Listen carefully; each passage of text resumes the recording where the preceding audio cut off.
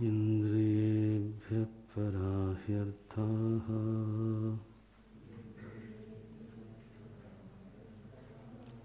अर्थेभ्यश्च परं मनः।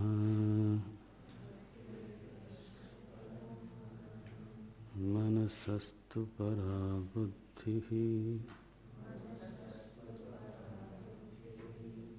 बुद्धेरात्मा महान् परः।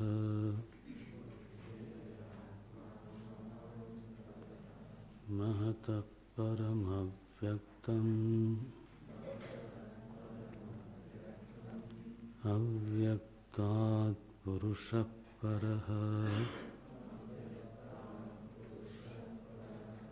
पुरुषान्न परं किञ्चित् सा काष्ठा सा परा गतिः।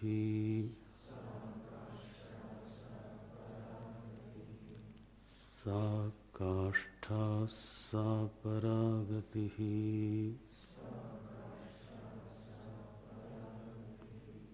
एष सर्वेषु भूतेषु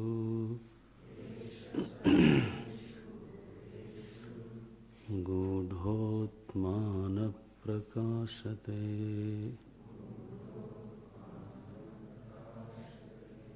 एष सर्वेषु भूतेषु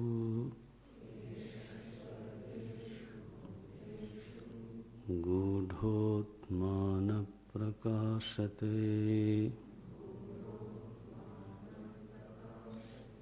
दृश्यते त्वग्रया बुद्ध्या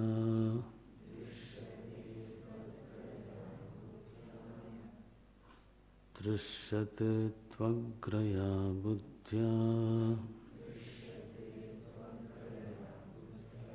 सूक्ष्मया सूक्ष्मदर्शिभिः। सूक्ष्मया सूक्ष्मदर्शिभिः।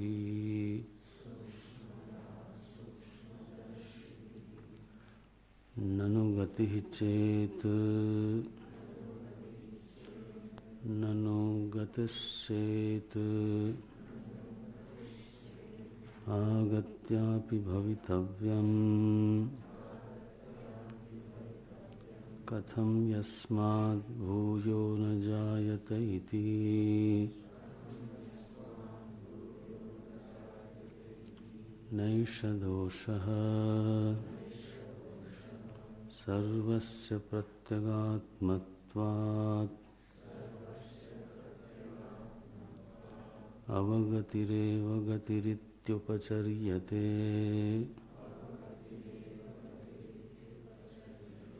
प्रत्यगात्मत्वं च दर्शितम् इन्द्रियमनोबुद्धि परत्वेन।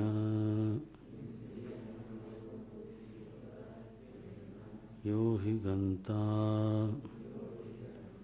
सो गतम् अप्रत्यग्रूपम् गच्छति अनात्मभूतं न विपर्ययेण। तथा च श्रुतिः अनध्वगाध्वसुपारैष्णवः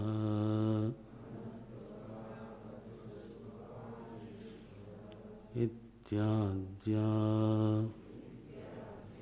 तथा च दर्शयति। प्रत्यगात्मत्वं सर्वस्य एष पुरुषः सर्वेषु ब्रह्मादिस्तम्भपर्यन्तेषु भूतेषु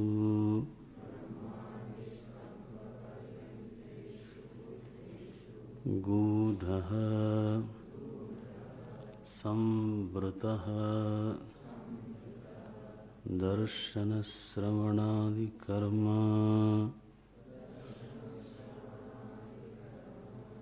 अविद्यामायाच्छन्नः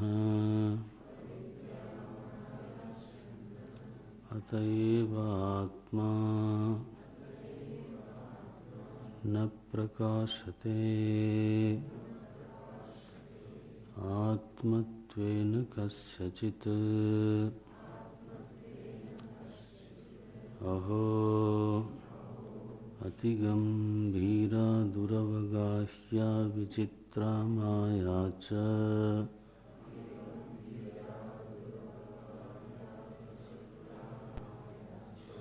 इयं यदयं सर्वो जन्तु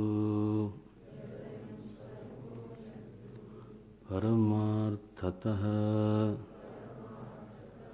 परमार्थसतत्वोऽपि एवं बोध्यमानोऽहं परमात्मेति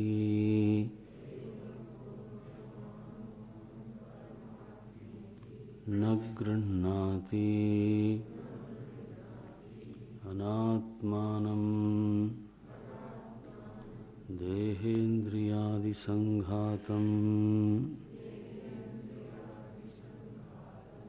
आत्मनः दृश्यमानमपि घटादिवत् आत्मत्वेन अहं मनुष्य एव अहं मनुष्य पुत्र इति अनुच्यमानोऽपि गृह्णाति नूनं परस्यैव मायया मोमुह्यमानः सर्वो लोको ब्रह्मीति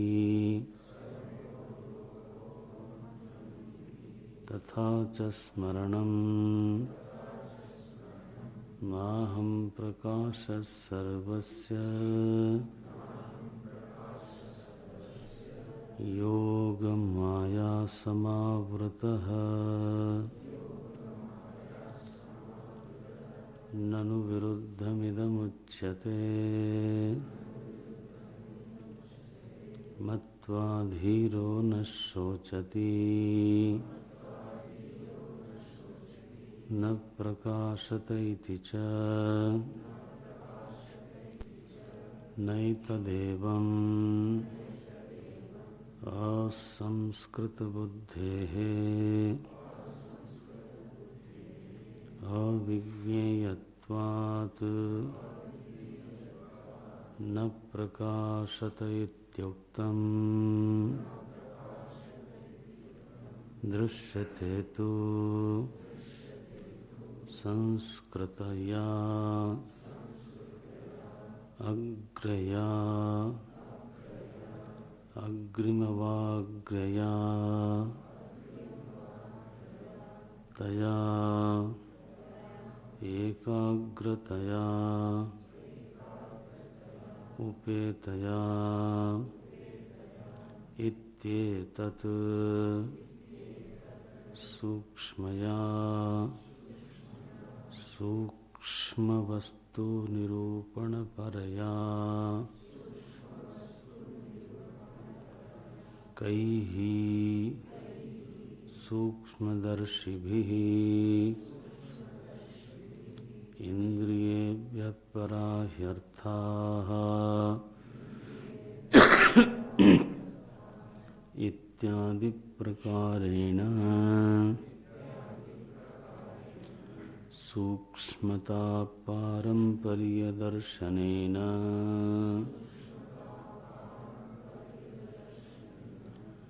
परं सूक्ष्मं द्रष्टुं शीलं येषाम् ते सूक्ष्मदर्शिनः तैः सूक्ष्मदर्शिभिः पंडितैरित्येतत् पंडितैरित्येतत्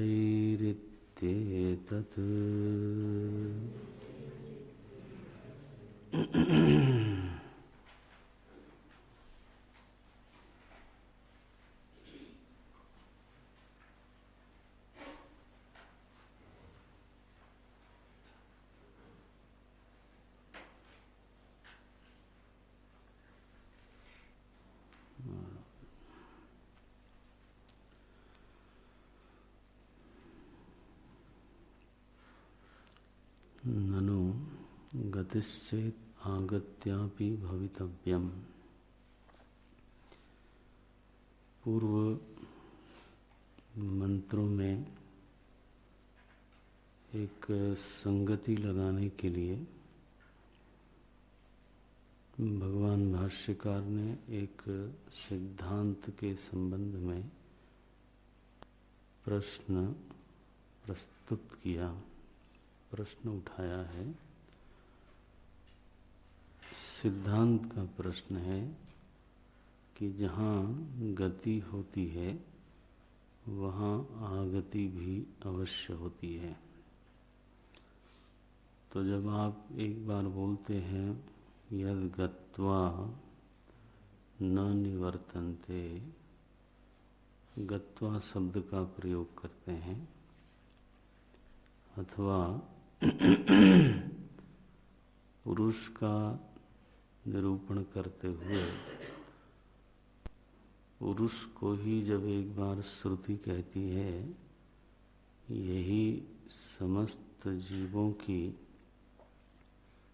परम गति है, सा काष्ठा सा परागति ही, सो पुरुष को ही गति के रूप में श्रुति ने कहा है। तो गति शब्द का उपचार होने के बाद ये कहना कि यस्मात् भूयो न जायते, ये कहना संगत नहीं है, युक्ति युक्त नहीं है।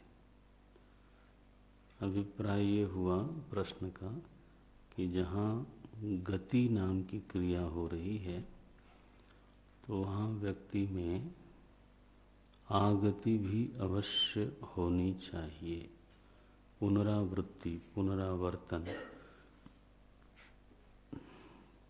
जहाँ संयोग है वहाँ वियोग है, जहाँ गति है वहाँ आगति है। तो ये तो नियम बन नहीं सकता है कि गति होए और आगति न होए। और गति का हेतु निश्चित रूप से प्रयास होगा, प्रयत्न होगा। तो प्रयास से सिद्ध होने वाली कोई चीज़ नित्य हो जाए, यह बात युक्ति से ठीक नहीं होती, युक्ति से सिद्ध नहीं होती।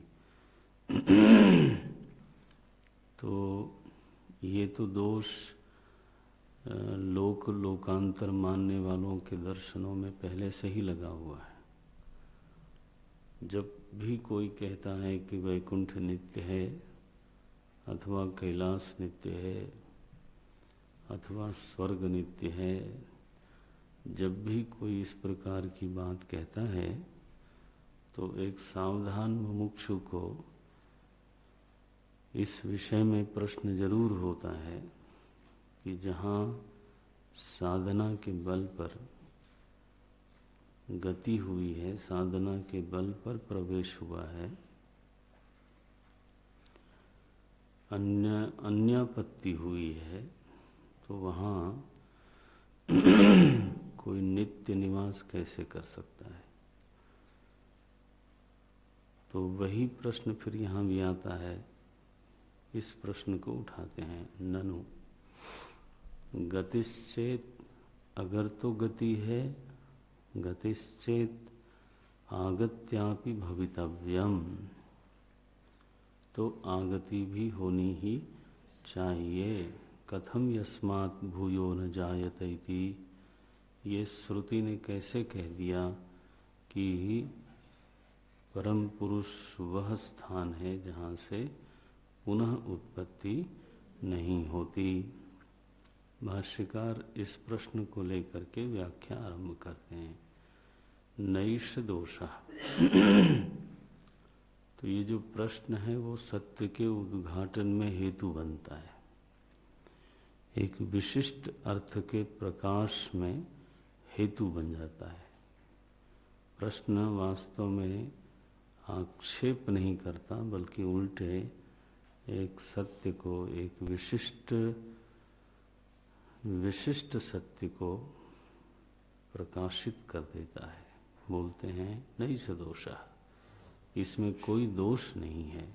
क्यों दोष नहीं है? हमें तो युक्ति का दोष दिखाई देता है।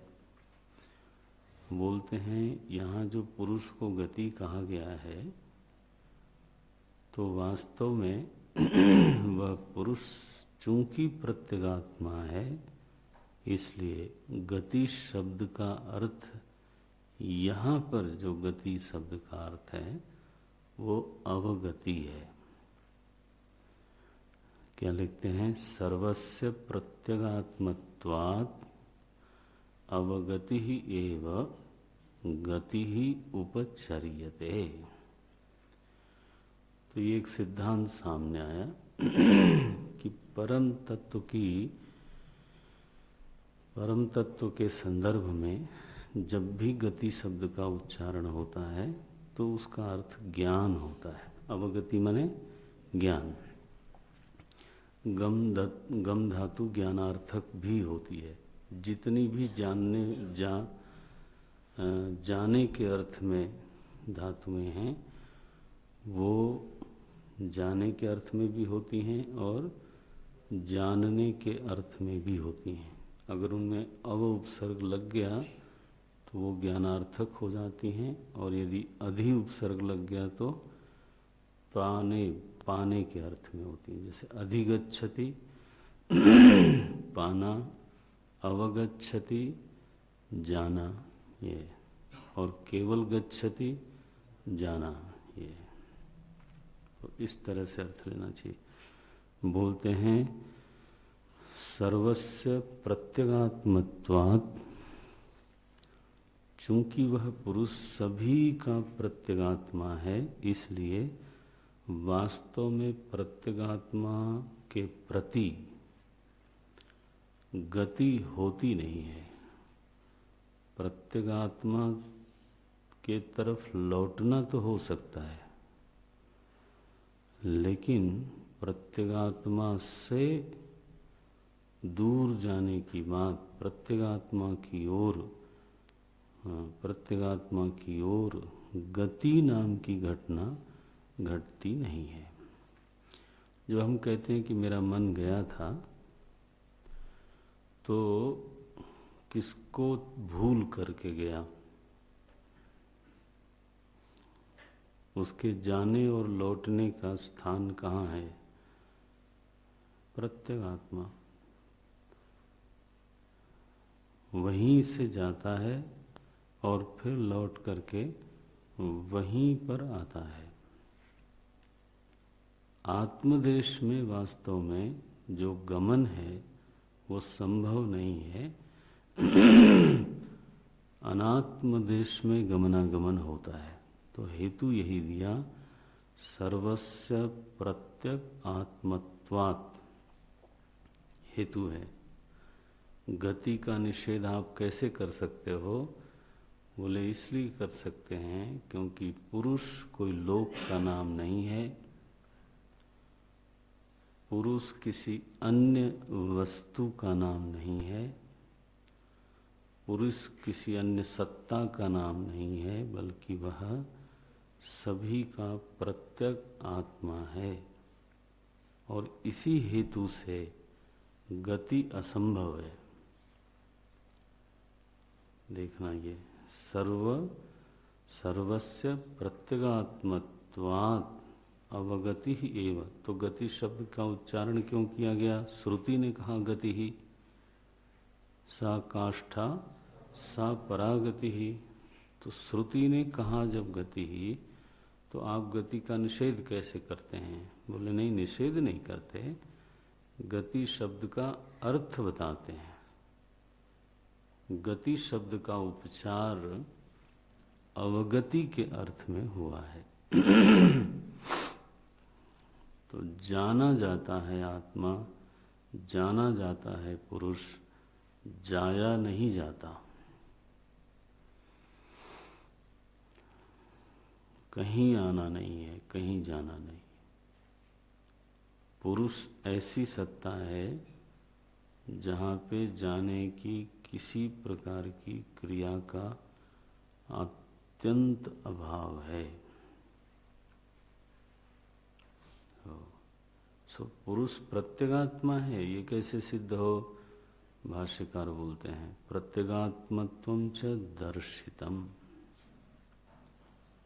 पुरुष का जो प्रत्यगात्मत्व है वो तो श्रुति ने स्वयं दिखाया है। कैसे दिखाया? इंद्रिय मनोबुद्धि परत्वेन। क्योंकि पुरुष को श्रुति ने इंद्रिय से परे, मन से परे और बुद्धि से परे बताया है। तो यहाँ जो परता की यात्रा है वो भीतर की ओर है। इंद्रिय से परे माने इंद्रिय से प्रत्यक, क्योंकि प्रत्यक शब्द का प्रयोग हो रहा है। इंद्रिय से प्रत्यक मन, मन से प्रत्यक बुद्धि। तो बुद्धि से भी जो परे है वो सबका प्रत्यगात्मा है। सर्वस्य प्रत्यक, यहाँ तक कि हिरण्यगर्भ का भी वह प्रत्यक आत्मा है, अव्यक्त का भी प्रत्यक आत्मा है। अनपाई स्वरूप भूता, बहुत सुंदर है ये। जिसके बिना जगत की कोई भी वस्तु रह नहीं सकती, जिसके बिना अंतःकरण नहीं रह सकता, जिसके बिना महत तत्व नहीं रह सकता, जिसके बिना व्यक्त नहीं रह सकता, ऐसी एक मूल सत्ता है जो सभी को सदरूप से सिद्ध कर रही है, जिसकी उपस्थिति में अंतःकरण सत्सा हो गया, जिसकी उपस्थिति में महत तत्व सत्सा हो गया। ऐसी एक प्रत्यक आत्मा है, प्रत्यक वस्तु है। और हमको उसका अगर खोज करना है, शोधन करना है, तो बाहर नहीं, श्रुति ने स्वयं ही कहा परता की यात्रा भीतर की यात्रा है। इंद्रिय से भीतर जाना है मन में, मन से भीतर जाना है बुद्धि में, बुद्धि से भीतर जाना है महत तत्व में, और उससे भीतर भीतर जा करके पुरुष तत्व को प्राप्त करना है। कौन है यह पुरुष तत्व? जो सभी में भरा हुआ है, सभी को पूरा कर रहा है। सर्व पूर्णात् पुरुषः, वह तत्व प्रत्यगात्मा है। प्रत्यगात्मत्वं च दर्शितम इंद्रिय मनोबुद्धि परत्वेन। हमारे यहाँ दर्शनों में तो गीता जी में जैसे ये व्याख्या करते हैं लोग कि भगवान पुरुषोत्तम है, ये वो कहते हैं तो जीव अक्षर पुरुष है और जगत क्षर पुरुष है। वो तो पुरुष कहने में भी थोड़ा संकोच ही करते हैं। तो क्षर है, अक्षर है, और अगर किसी ने बड़ी ईमानदारी करी तो अक्षर पुरुष है, क्षर पुरुष है, और भगवान बोले वो पुरुषोत्तम है, सभी से भिन्न है। तो पुरुषोत्तम कहने से भिन्नता का बार बार लोग प्रतिपादन करते हैं। वो कहते हैं कि भगवान ने स्वयं ही कहा है, दोनों से मैं परे हूँ, अतीत हूँ। कैसे वो श्लोक?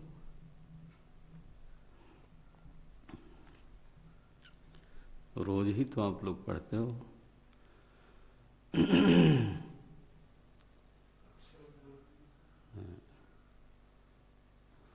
मैं गीता की बात कर रहा हूँ, आप तो एनीवे अब आप दोपहर को जब पढ़ना, नहीं तो यहाँ उर्दू मूलम शुरू करेंगे तो मुश्किल है। हैं? हैं?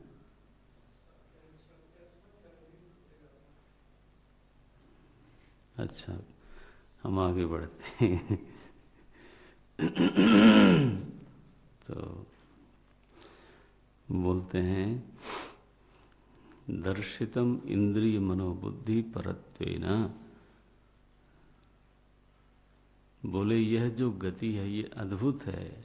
यो ही गंता सह अगतम अप्रत्यग रूपम गच्छति, जो वास्तव में गंता है वो पराक में तो गमन करता है। अप्रत्यग रूपम माने जो उससे भिन्न है वहाँ तो गति हो सकती है, लेकिन अनात्मभूतम न विपर्ययेण, माने अनात्मा की ओर तो गति हो सकती है, विपरीत अर्थात प्रत्यगात्मा की ओर गति हो नहीं सकती। प्रत्यगात्मा को केवल साधक को जानना है। तथा च श्रुति ही, आहा, बोलते हैं ऐसी श्रुति कहती है। देखो कैसे बोलती है श्रुति। अनध्वगा अध्वसु पार इष्णवः इत्याद्या, बोले जो वास्तव में संसार की गति को पार करना चाहते हैं उनके लिए कोई मार्ग नहीं है, वो मार्गहीन होते हैं। मार्गहीन होते हैं का अभिप्राय क्या हुआ कि वास्तव में गति नहीं करते हैं। गति करना संसार को पार करना नहीं है।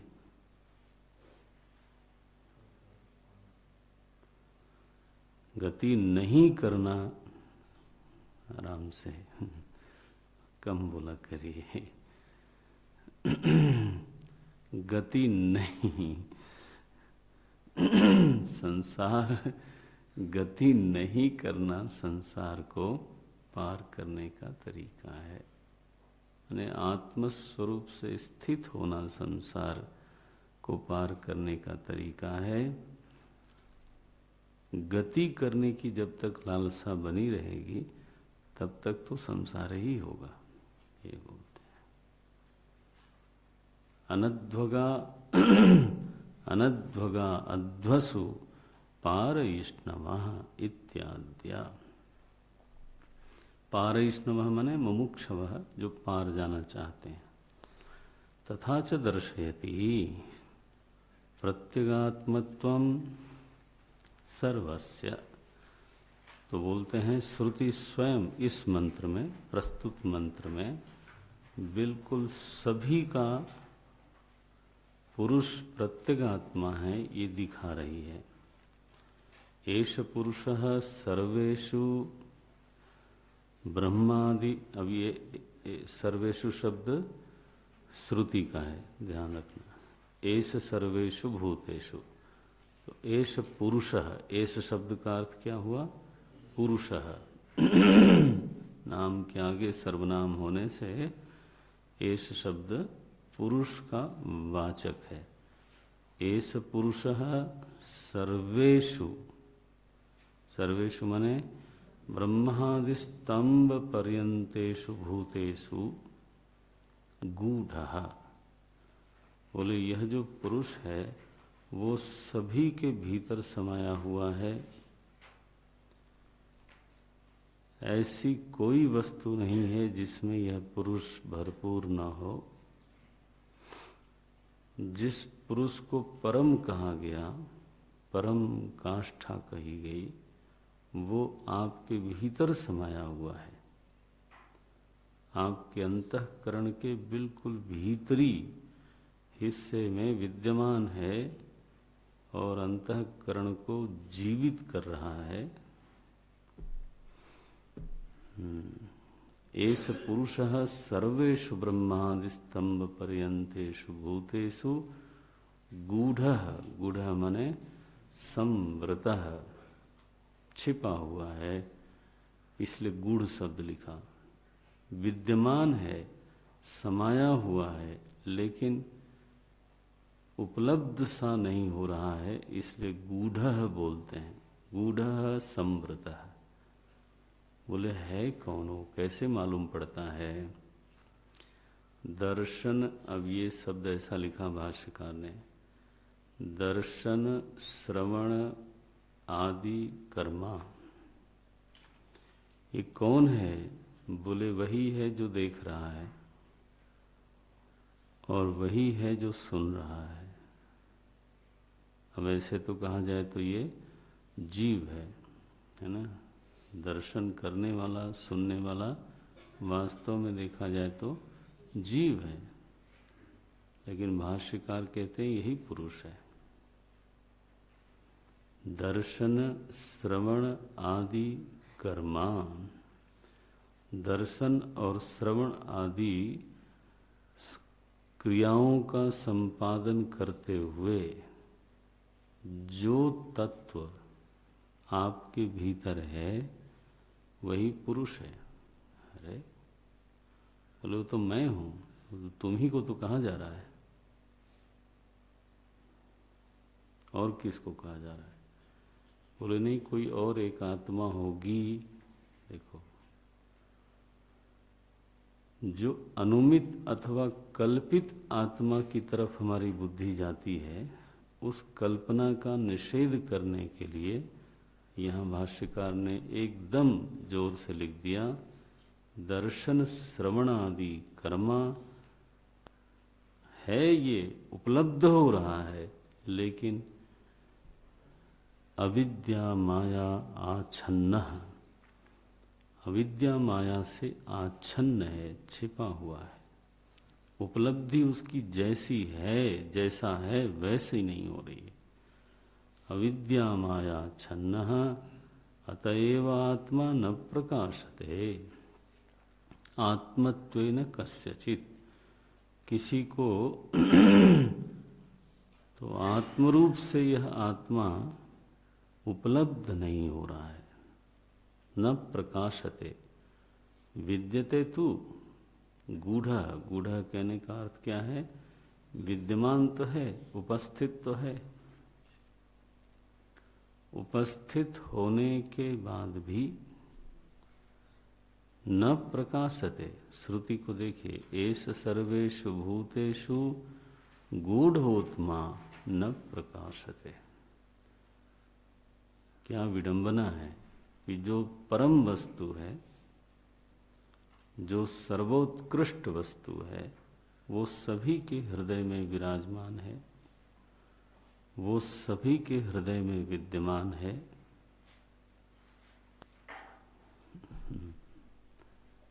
और अन्य बन करके नहीं, प्रत्यक वस्तु बन करके विद्यमान है। इवन देन न प्रकाशते, गूढ़ोत्मा न प्रकाशते। भाष्यकार यहाँ पर आश्चर्य व्यक्त करते हैं। अब वो जगत गुरु हैं, उनके लिए आत्मा बिल्कुल करामलकवत है, और इसलिए जब दूसरे को ये बात समझ में नहीं आती है तो उनको आश्चर्य होता है। बोलते हैं अहो अति गंभीरा दुरवगाहिया विचित्रा माया चय्यम। बोले ये अति गंभीर, दुरवगाहिया माने अति गंभीर का मतलब है बहुत गहरी है,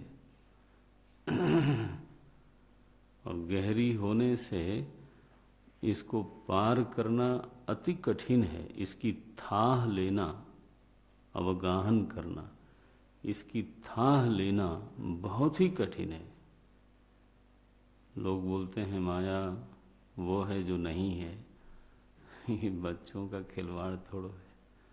आदमी एक माया की एक छोटी सी वृत्ति को पार नहीं कर पाता।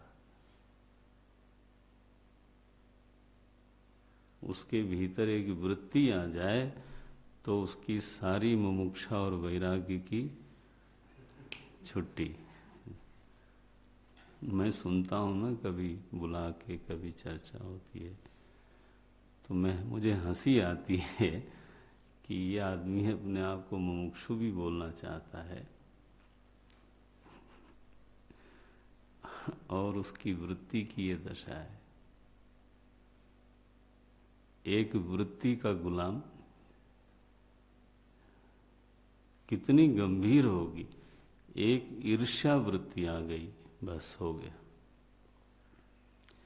एक लोभ आ गया, बस जीवन भर लोग लड़ते हैं, 10 साल 20 साल। एक काम वृत्ति आ गई, बस छुट्टी। प्रतिशोध वृत्ति आ गई। एक एक वृत्ति जीवन ले लेती है।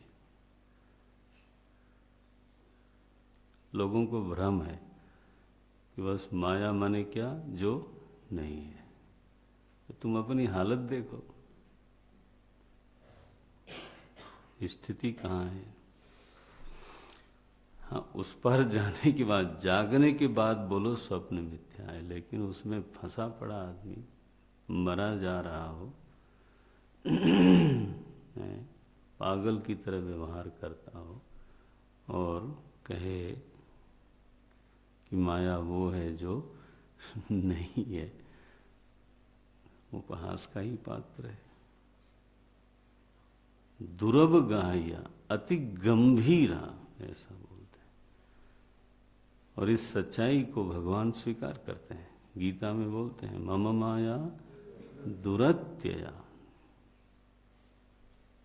मेरी माया का अत्यय करना माने मेरी माया को पार करना कोई खिलवाड़ नहीं है। उपाय भी बताते हैं। मामेव ये प्रपद्यन्ते, माम एव, लेकिन ये नहीं कि बहुत सारे प्रपत्ति के स्थान हो, बहुत लोगों की शरण में गया हुआ व्यक्ति हो ना, मामेव। तो ये बोलते हैं अति गंभीरा, एक एक वृत्ति को पार करना जीव के लिए बहुत कठिन होता है। अहो अति गंभीरा दुर्वगाह्या। इतना ही नहीं, इसका कोई एक रंग नहीं है। क्या बोलते हैं? विचित्रा माया। विचित्रा माने विविधम चित्रम यस्याम, जिस माया में नाना नाना प्रकार के चित्र हैं। एक जगह नहीं फंसोगे, दूसरी जगह, दूसरी कोई यश में, कोई काम में, कोई प्रतिशोध में, हजारों रंग हैं उसके। विचित्रा माया ये बोलते हैं। अति गंभीरा दुर्वगाह्या विचित्रा माया चय्यम। यह जो माया है वो इस प्रकार की है, विचित्र माया है। यदयम सर्वो जंतु हो, तो बोले इसका प्रभाव तो देखिए। यद अयम सर्वो जंतु, यह जो सारे के सारे लोग हैं, कैसे हैं? परमार्थतः परमार्थ सतत्वोपि। ये परमार्थतः सारे लोग परमार्थ रूप हैं, परमार्थ तत्व हैं। हर जीव ब्रह्म है, बल्कि जीव नहीं, हर वस्तु ब्रह्म है। पुरुष एवेदगम सर्वम।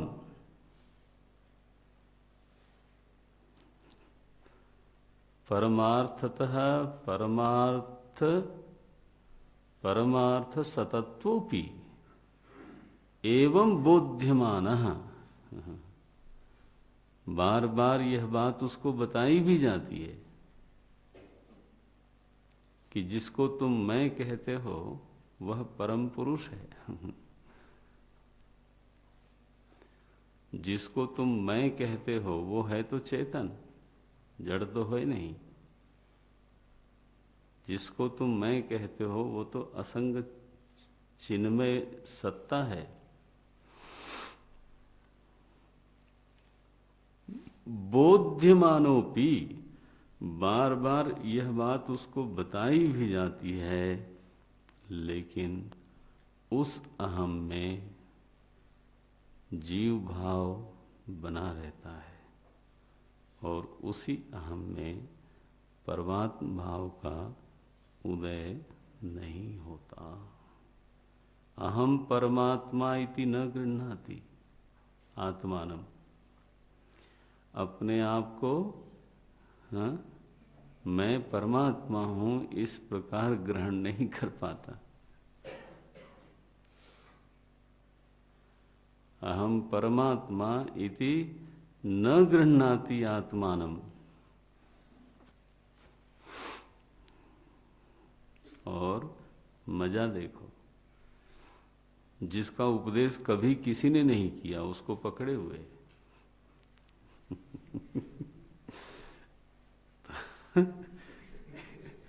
भाष्यकार भगवान को देखो व्यंग करते हैं, बोले देहेंद्रियादि संघातम आत्मनः।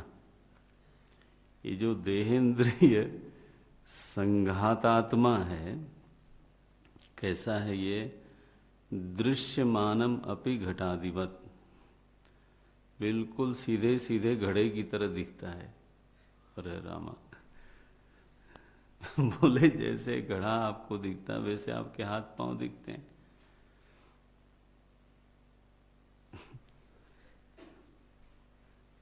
दृश्यमानोपि घटादिवत, दृश्यमानम अपि घटादिवत। क्या करता है? आत्मत्वेन अहम मनुष्यः पुत्रः। आत्मत्वेन इस संघात को लेता है, कहता है मैं मनुष्य हूं। उसको बताया गया तुम परमात्मा हो, बोले न गृह्णाति।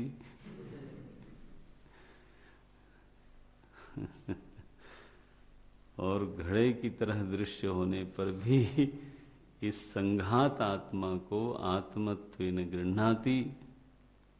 क्या बोलता है? मनुष्यः अहम पुत्रः इति अनुच्यमानोपि गृह्णाति। समस्या ये है कि ये किसी आचार्य ने उपदेश नहीं किया इसको, इसके लिए कोई गुरुकुल नहीं, वाह, कोई साधन चतुष्टय संपन्न होने की जरूरत नहीं, कोई गुरुपसत्ति करने की जरूरत नहीं है। अनादि काल की अविद्या से यह वृत्ति सिद्ध है, अभ्यास सिद्ध है, प्रमाण सिद्ध नहीं है।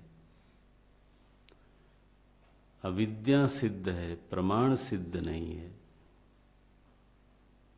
माने है तो सही, सिद्ध तो माननी ही पड़ेगी, जाती ही नहीं है। तो सिद्ध तो है ही है, लेकिन बस समस्या है कि अविद्या से सिद्ध है, प्रमाण से सिद्ध नहीं है। अनुच्यमानोपि गृह्णाति। अच्छा भाई, गृह्णाति, दो चार लोगों ने ऐसा ग्रहण कर लिया होगा गलती से। बोले ना ना ना ना ना, नूनम पर, नूनम माने निश्चितम, नूनम परस्यैव मायया मोमुह्यमानः सर्वो लोको बम भ्रमीति। ये सर्वो लोको, दो चार लोग थोड़ो, सारा का सारा लोक ही इस विभ्रम में पड़ा दिखाई देता है। निश्चित रूप से ये किसी जादूगर की माया नहीं है, हैं? ये कोई बड़े आदमी की माया होगी। क्या बोलते हैं? नूनम परस्य एव मायया, यह परम पुरुष की ही माया है। जिससे सब के सब लोग विभ्रमित हो रहे हैं।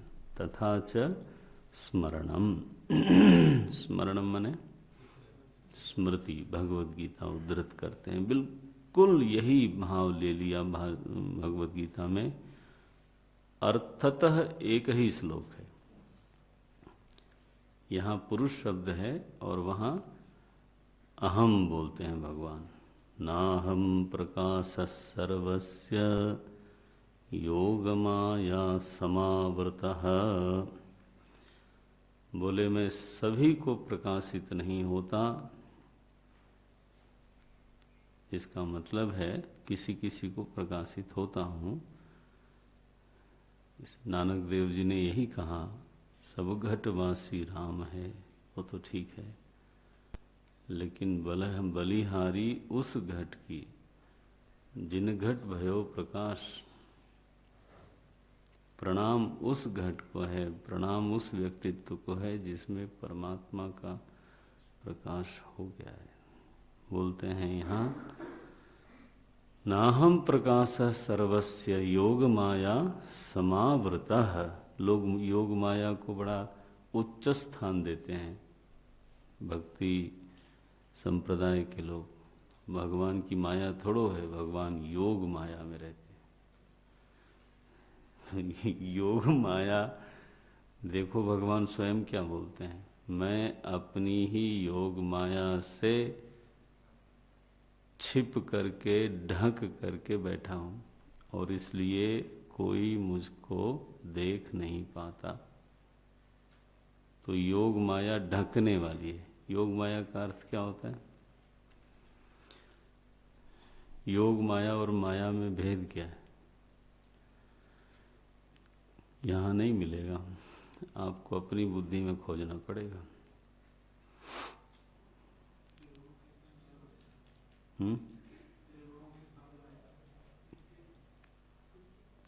हैं? क्या बोल रहे हैं मिश्र जी?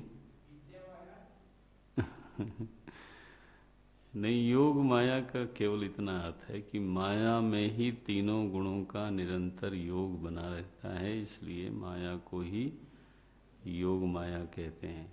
ये कोई मिस्टीरियस चीज नहीं है।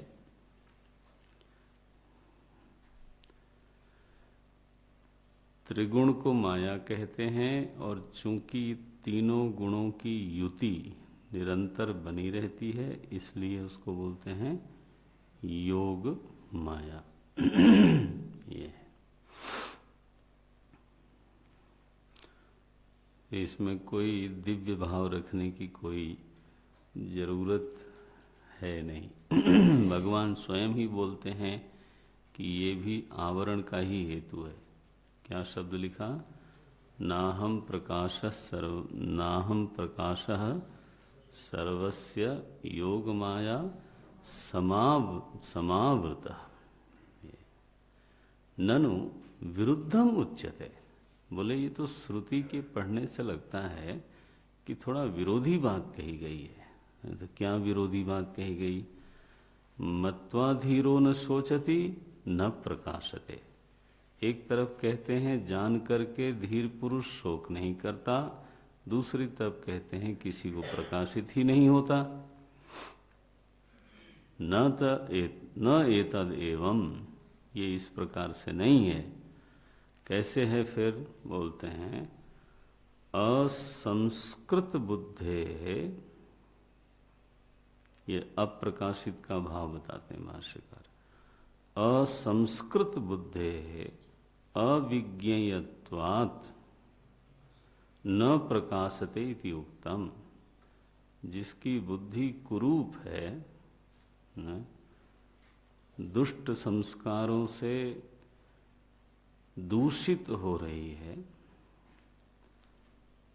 जिसने अपनी बुद्धि का साधना के द्वारा संस्कार नहीं किया, असंस्कृत बुद्धे है अविज्ञेयत्वात्, ऐसा जो बुद्धि वाला है वो कभी इसको जान नहीं सकता, इसलिए न प्रकाशते कहा गया।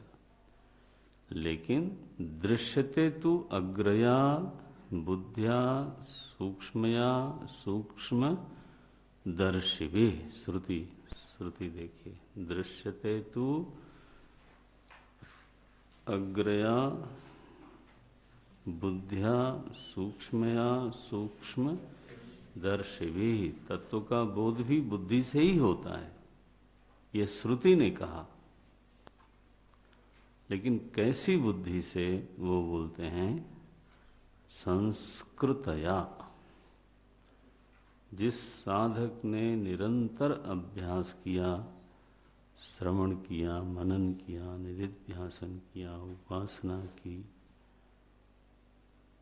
बुद्धि में साधना के संस्कारों का संचय किया, बुद्धि साधना से युक्त होकर के शोभन हो गई, ऐसी जिसकी बुद्धि है, जो सहज परमात्मा की ओर प्रवृत्त होती है और जो सहज ही परमात्मा से विमुख चर्चा होने पर विरक्त हो जाती है, उपराम हो जाती है, उसकी उपेक्षा करती है, उसमें रस नहीं ले पाती, ऐसी कोई सुसंस्कृत बुद्धि होवे, बोलते हैं संस्कृतया अग्रया। अग्रया माने बोलते हैं अग्रया, अग्रम इव अग्रया तया। इसका अर्थ बना एकाग्रतया, एकाग्रतया उपेतया। जो बुद्धि एकाग्रता की सामर्थ्य से संपन्न है, जो बुद्धि एकाग्रता से धन्य है, जो अपने चुने हुए विषय में बिना किसी बाधा के दीर्घ काल तक मनन कर सकती है, विश्लेषण कर सकती है, और ऐसा करने में उसको आनंद आता है। ध्यान दें, एकाग्रता का यहाँ अर्थ थॉट फिक्सेशन नहीं है। एक अर्थ एकाग्रता का होता है, जैसे मोमबत्ती पर आपने दृष्टि रख दी। एकाग्रता का एक अर्थ होता है, एक नाम जप किया और उस नाम पर ध्यान बना रहे। इसको यहाँ पर एकाग्रता नहीं बोलते हैं। एक एकाग्रता ऐसी है कि नाभि देश में मन को स्थिर किया और बिल्कुल स्थिर रखा, हृदय देश में स्थिर रखा, कंठ देश में स्थिर रखा, अथवा एक एकाग्रता ऐसी है कि अपने इष्ट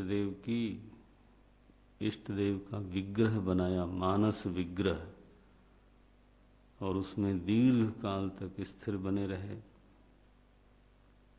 वो नहीं, उस बुद्धि का यहाँ प्रसंग नहीं है। जानने के अर्थ में प्रसंग है। तो यहाँ विचार अनेक हैं, लेकिन उन विचारों का जो विषय है वो एक है। जैसे एक वैज्ञानिक अपने चुने हुए विषय पर विचार करता है,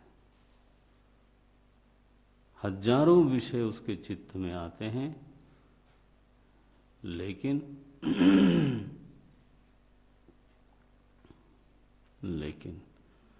वो एकाग्र है, क्योंकि उसका विषय, चुना हुआ जो विषय है वो एक है। जैसे अभी आप लोग विचार कर रहे हो, श्लोक एक है, प्रतिपाद्य वस्तु एक है, लेकिन उस पे एक वृत्ति नहीं है।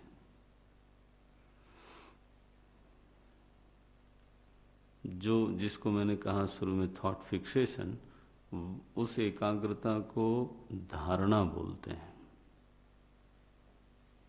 क्या? धारणा। एक विषय में चित्त को बांध लेना, विषय भी नहीं बल्कि आप कहिए एक देश में, ऐसा। तो वो एकाग्रता दूसरी है, त्राटक वाली। उसका भी विचार में विनियोग होता है, माने हो सकता है, लेकिन जरूरी नहीं है कि उसका कोई विनियोग करता ही हो। कई बार ऐसी एकाग्रता का अभ्यास पड़ जाता है तो मैं ऐसा कह पाऊंगा कि वो व्यक्ति विचार करना नहीं चाहता, वो उस एकाग्रता का रस लेता है। ऐसी स्थिति बन जाती है। उस एकाग्रता में ही उसको एक प्रकार की थोड़ी शांति का अनुभव होता है, और उसी में शायद महत्व बुद्धि भी है, इसलिए विचार के निरोध की तरफ जाता है। यहाँ विचार का निरोध नहीं है, एक विषय पर टिक करके विचार करने की आवश्यकता है। ये है। तो ये एकाग्रता अलग हो जाती है। सो तया, ये इसको आप चाहें तो योग में क्या संज्ञा देंगे? कोई बोलेगा?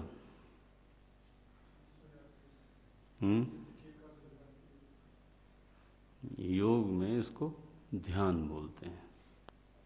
तत्र प्रत्यैकतानता ध्यानम।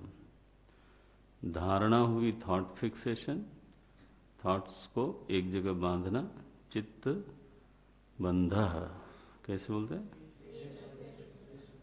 देश बंध चित्तस्य, हाँ सॉरी, देश बंध चित्तस्य। और ध्यान हुआ उसी बांधे हुए चित्त से विचार करना, प्रत्यैकतानता। ध्येय चिंतायाम, ध्येय धातु का अर्थ है चिंतन करना, विश्लेषण करना। तो जो अविद्या भंग होती है वो निरोध से नहीं होती।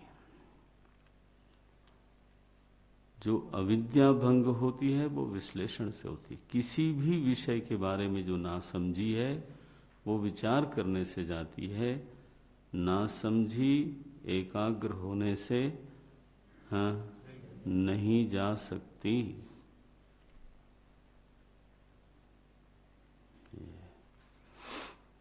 तो दृश्य एकाग्रता का अर्थ लेना।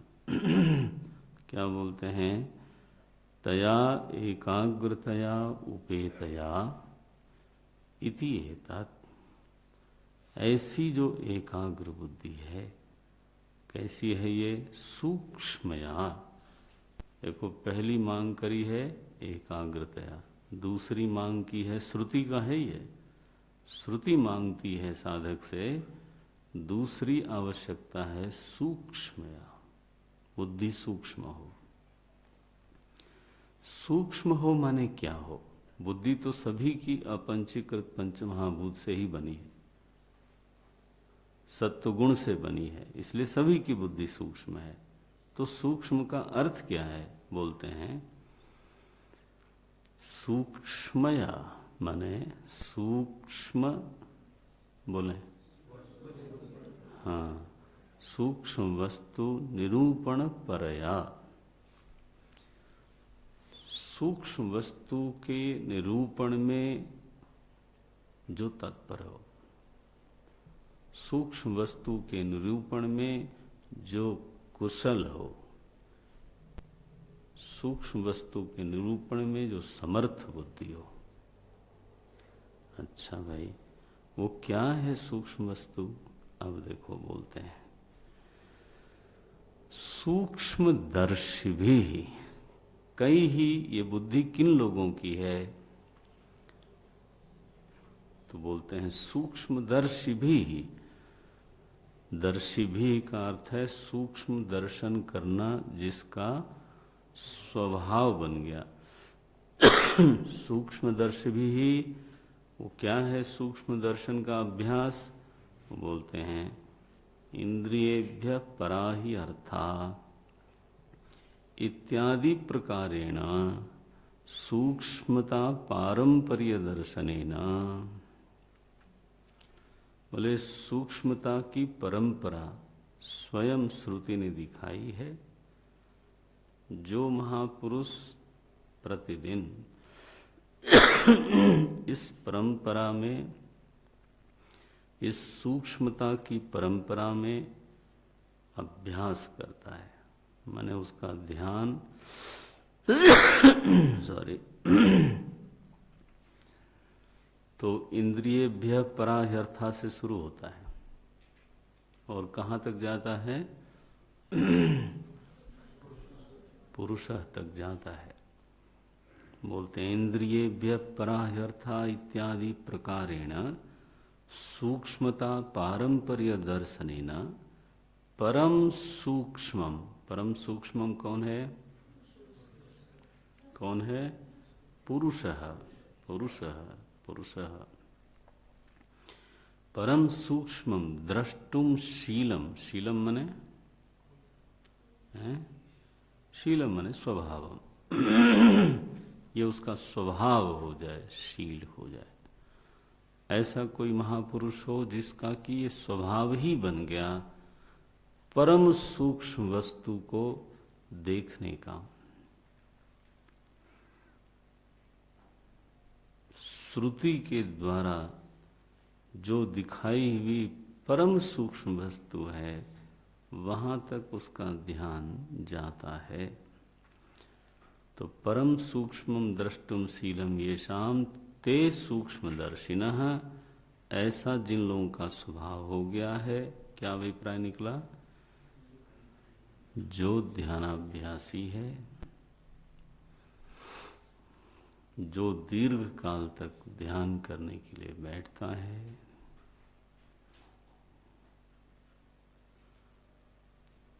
जो भीतर तत्वों का साक्षात्कार करता है,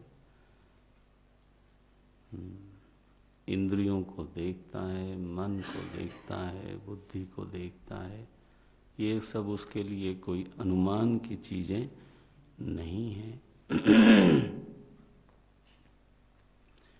यह शास्त्रों से सहायता जरूर लेता है कि इंद्रियों को समझने के लिए शास्त्रों से सहायता लेता है, क्योंकि केवल सीधे इंद्रियों को देखने से ये अपंचीकृत पंचभूत से बनी है, ये बात समझ में नहीं आएगी। सीधे मन को देखने से ये अपंचीकृत पंच महाभूत से बना है, यह समझ में नहीं आएगा। इसमें चित्त प्रतिबिंब है, ये शायद समझ में ना आवे। प्रमाण तो शास्त्र है, लेकिन शास्त्र प्रमाण के अनुसार साक्षात्कार करना केवल आत्मा का ही नहीं, पारंपर्य दर्शनेन। ये जब सभी चीजों को साधक देखने में समर्थ होता है तब उसके लिए वो अनुमान की चीज रह नहीं जाती। वो बोलते हैं ऐसा कोई सूक्ष्मदर्शी हो, निदिध्यासु हो, ध्यानाभ्यासी हो, उन्हीं का नाम पड़ता है सूक्ष्मदर्शी। तई ही सूक्ष्मदर्शी दर्शी भी। और भाष्यकार ने अर्थ क्या निकाला? पंडितई ही।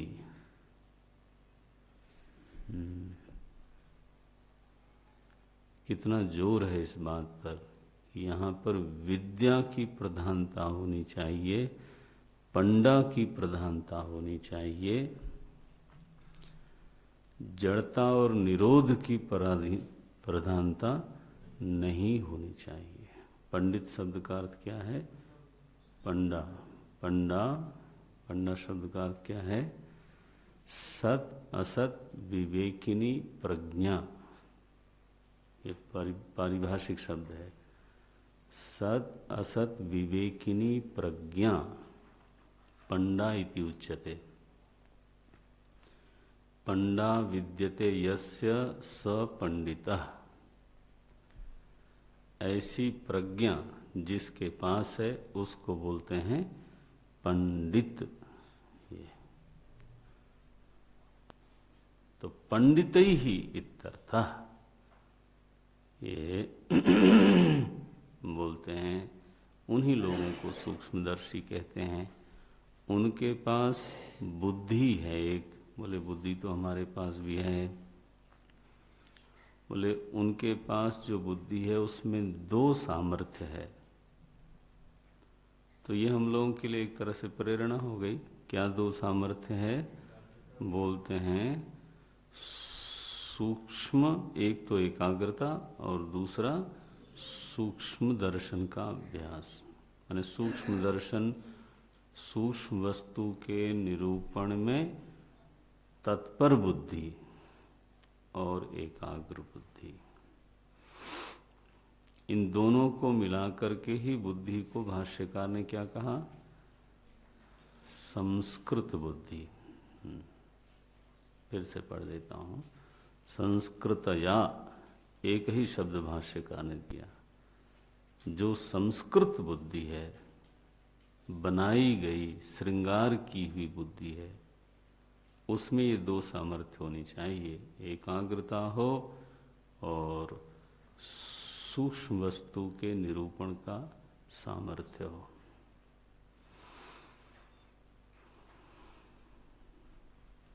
वाह!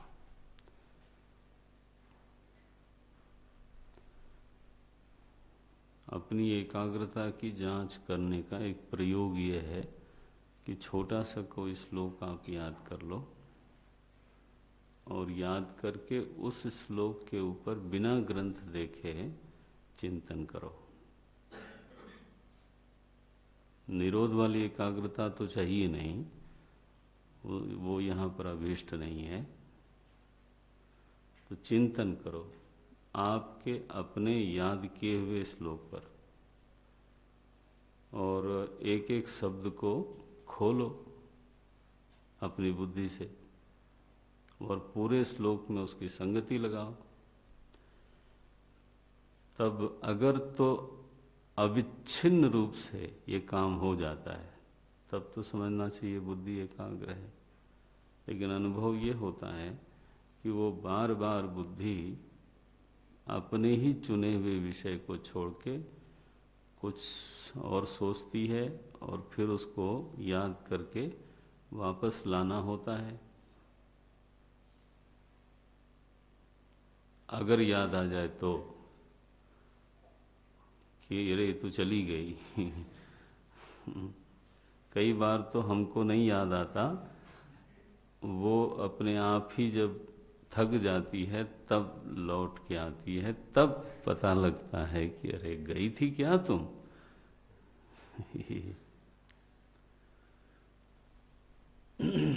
इस तरह का बनता रहता। तो एक प्रयोग है, इससे बढ़ती भी है ये सामर्थ्य। सूक्ष्म वस्तु आपके जो प्रवचन के मंत्र हैं, श्लोक हैं, जिस पर आपको प्रवचन करना होता है, आप इस पर प्रयोग करके देखिए। तो श्रुति माता का आश्वासन है कि निश्चित है कि साधक इसको देख सकता है, परम तत्व को देख सकता है। इसमें क्या बाधा है? दृश्यते तू, ये श्रुति ने कहा है। लेकिन कुछ मांग करिए। ओम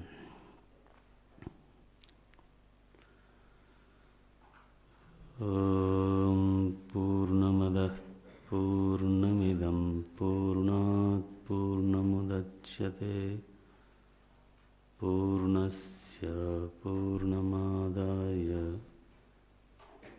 पूर्णमेवावशिष्यते।